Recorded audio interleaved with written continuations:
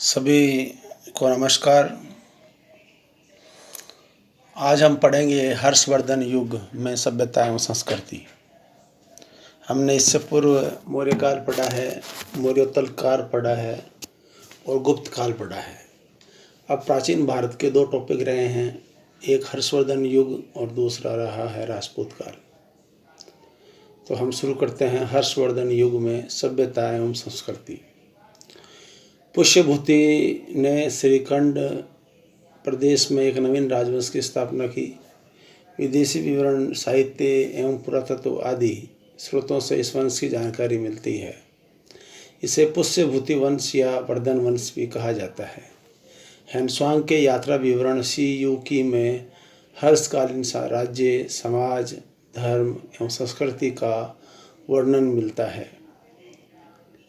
हिली ने ह्वेनसांग की जीवनी में लिखी, जिसे बिल द्वारा अंग्रेजी में अनुवाद किया गया। इत्सिंग नामक चीनी यात्री का विवरण, जिसे तकुसु नामक जापानी बौद्ध ने अंग्रेजी में अनुवाद किया, ये भी हर्ष युग की जानकारी देता है। बाण भट्ट का हरिश्चरित्र, बांसखेड़ा में मधुवंश अभिलेख भी हर्ष के समय के भारत की जानकारी देते हैं। हर्ष से पूर्व नरवर्धन, प्रभाकरवर्धन, आदित्यवर्धन एवं राज्यवर्धन आदि राजा हुए। हर्षवर्धन 606 ईस्वी में थानेश्वर की गद्दी पर बैठा। थानेश्वर में 16 वर्ष की उम्र का था जब वह थानेश्वर की गद्दी पर बैठा। राज्यारोहण की स्मृति में उसने हर्ष संवत भी चलाया। हर्ष को शासन के प्रारंभ में अनेक कठिनाइयों का सामना करना पड़ा। शशांक के विरुद्ध अभियान में मार्ग में हर्ष के भास्कर वर्मन से संधि कर अपनी शक्ति में वृद्धि की। भांडी नामक सेनानायक से सहयोग मिला और उसकी बहन राजश्री को विंध्याचल के वन में सती होने से पूर्व ढूंढ निकाला। हर्ष ने राजश्री को कन्नौज के राज्य में प्रतिष्ठापित किया और वह उसका संरक्षक बना। हर्ष ने अपनी राजधानी थानेश्वर से कन्नौज स्थानांतरित की। हर्ष ने अपने भाई राज्यवर्धन के हत्यारे शंशाह को दंडित किया। अभिलेखों में हर्ष को सकलोतरापथनाथ एवं हर्ष चरित्र में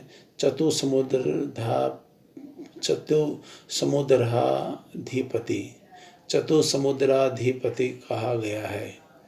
ह्वेनसांग ने हर्ष को पंच भारत का स्वामी कहा है। संभवतः हर्ष ने भारत के विभिन्न प्रदेशों को अधीन कर भारत में राजनीतिक एकता स्थापित करने का प्रयत्न किया। पंजाब, कन्नौज, बंगाल, बिहार, उड़ीसा पंच भारत के 5 राज्य थे। हर्ष ने वल्लभी के धुर्वसेन को पराजित करने के बाद मित्र बना लिया और अपनी पुत्री का विवाह उसके साथ कर दिया। हर्ष ने सिंध विजय किया। पुलकेशिन से भी युद्ध किया, लेकिन हर्ष हार गया। नर्मदा नदी तक दक्षिण में उसकी सीमा थी।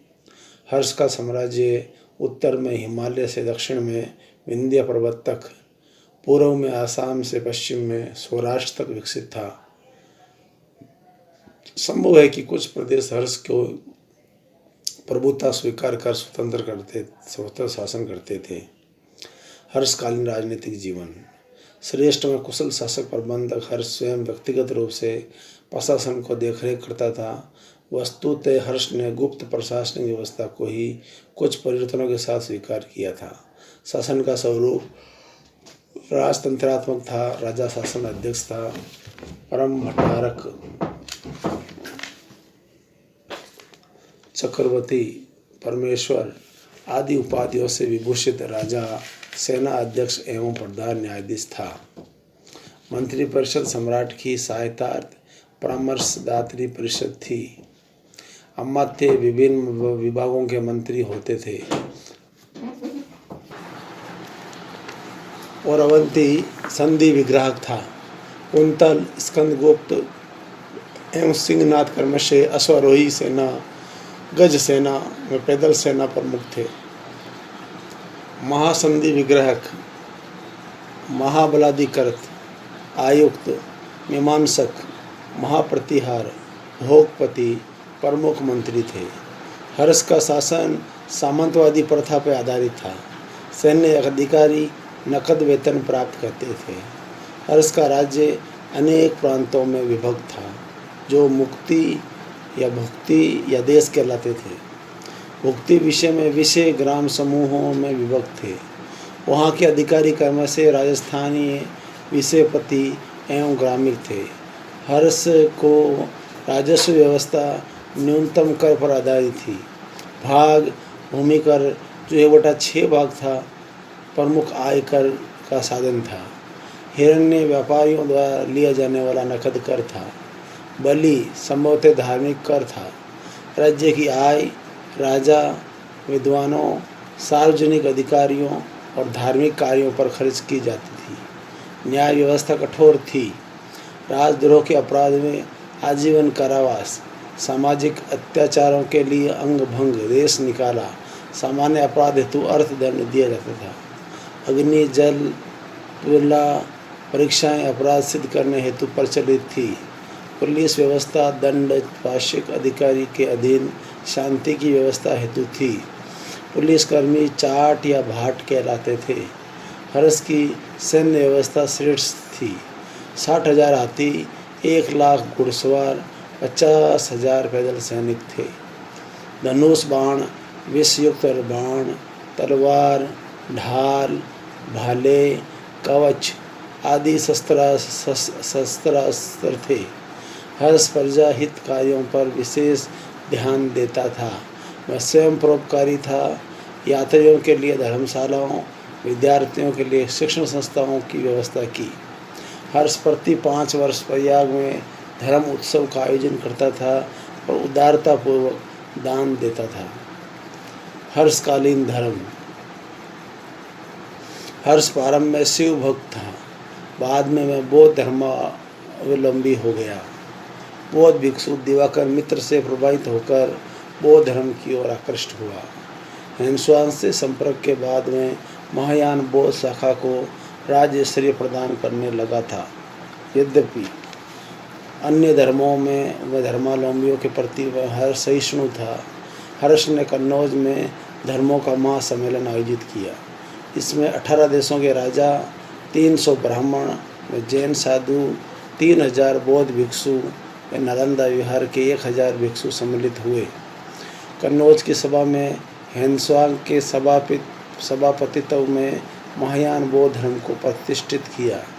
ऐसी मान्यता है कि हर्ष ह्वेन-त्सांग की सुरक्षा के प्रति चिंतित था, अतः उसने आदेश प्रसारित किया कि ह्वेन-त्सांग का विरोध दंडनीय होगा। अतः किसी भी प्रतिभागी ने हर्ष के साथ ह्वेन-त्सांग के साथ द्वारा आमंत्रण के बाद भी शास्त्रार्थ कराने का साहस नहीं किया। इतिहासविज्ञ डॉक्टर R.K. मुखर्जी इसे हर्ष की धार्मिक असहिष्णुता का प्रदर्शन मानते हैं। 18 दिन तक चले इस धर्म सम्मेलन में ह्वेन-त्सांग को मोक्ष देव व महायान देव की उपाधियां प्रदान की गई। प्रयाग महामोक्ष परिषद हर्षकालीन प्रमुख घटना है, जो प्रति 5 वर्ष बुलाई जाती थी। छठी परिषद में ह्वेन-त्सांग भी सम्मिलित हुआ। उसमें हर्ष ने अपना सर्वस्व दान में दे दिया। धर्माचार्य, दीन दुखी, असहाय, निर्धन सभी को सम्मानपूर्वक भोजन कराना व दान देना इस सभा की विशेषता थी। हर्ष ने अपने वस्त्र तक दान दे दिए, जो कि हर्ष की उदारता का परिचायक है। इतिहासकारों का मत है कि हर्ष ने इस दानशीलता से साम्राज्य को निर्मल बनाया। हर्षकालीन शिक्षा व साहित्य। हर्ष स्वयं उच्च कोटि का विद्वान था। उसने प्रियदर्शिका, रत्नावली, नागानंद आदि 3 नाटकों की रचना की। बाणभट्ट नामक विद्वान हर्ष की राज्यसभा में प्रमुख कवि था, जिन्होंने कादम्बरी में हर्षचरित महत्वपूर्ण ग्रंथ लिखे। मयूर हर्ष की राज्यसभा का प्रमुख कवि था, जिसने 100 श्लोकों के सूर्य शतक की रचना की। दंडी भी संस्कृत कवि था। काव्यादर्श 10 कुमार चरित, अवंती सुंदरी, दंडी की महत्वपूर्ण रचनाएं हैं।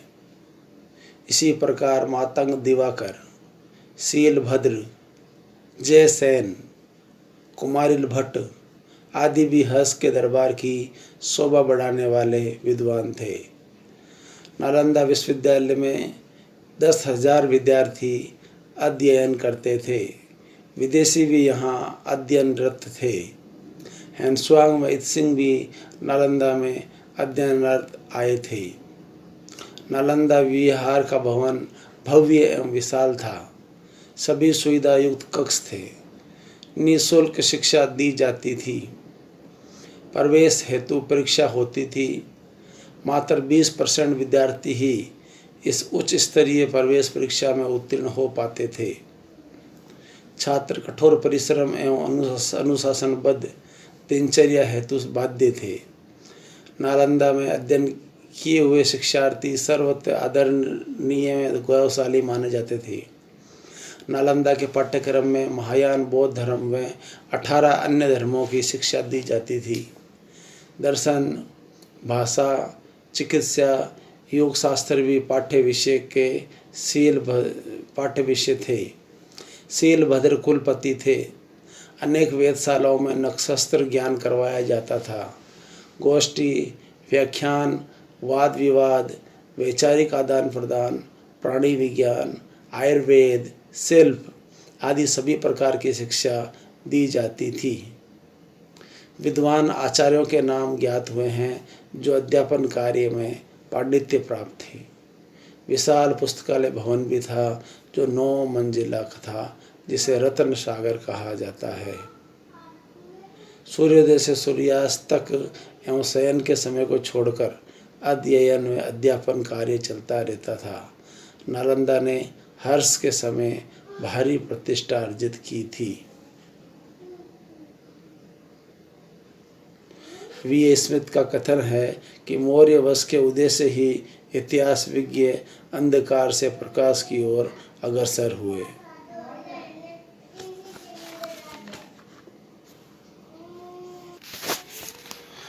इस प्रकार आज का टॉपिक हर्ष का प्रशासन, राजव्यवस्था और संस्कृति पूरा हुआ। ये हर्षवर्धन काल था। बहुत पराक्रमी राजा था हर्ष, और इसके बाद राजपूत काल होगा और प्राचीन भारत खत्म हो जाएगा। आप सब ने इसे ध्यान से सुना, इसके लिए आप सबका धन्यवाद। मैं चाहूँगा कि इस ऑडियो को आप 3 या 4 बार सुने और अपने को सफल बनाएं, और हर्ष को पूरा याद करने में आपको फ़ायदा मिलेगा। जय हिंद, जय भारत, सलाम, नमस्ते।